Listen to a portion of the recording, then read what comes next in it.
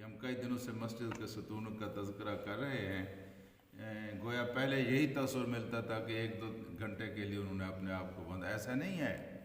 بے خواب و خور انہوں نے باندھا. رات کو نیند بھی نہیں آتی تھی. کھانا بھی انہوں نے بند کر دیا. یہاں تک کہ کچھ صحابہ کے بارے میں آتا ہے کہ وہ بے ہوش ہو کر گر پڑے، یعنی بے خوابی کی وجہ سے اور بھوک کی وجہ سے مسجد کے ستونوں سے بندھے ہوئے ہیں، اور وہ اتنی نکاہت اور اتنی کمزوری ہوئی ہے کہ وہ گر پڑے ہیں.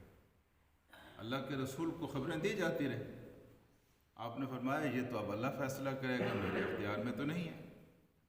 پھر اللہ تبارک و تعالیٰ نے جب فیصلہ کیا اور ان کی توبہ کو قبول کیا اور ان کو جا کر بتایا کہ آپ کی توبہ قبول ہو گئی ہے، تو انہوں نے اللہ کے رسول کی خدمت میں حاضر ہو کر عرض کیا کہ یا رسول اللہ، کیا ہماری توبہ میں یہ بات بھی شامل ہے کہ جس مال نے ہمیں غزوہ تبوک میں شمولیت سے روکا تھا وہ سارے کا سارا مال ہم اللہ کی رسول کی خدمت میں پیش کر دیں؟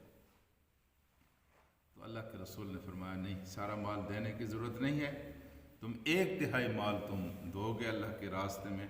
چنانچہ انہوں نے اپنے سارے ترکے کا اور سارے مال کا 1/3 حصہ اللہ کے راستے میں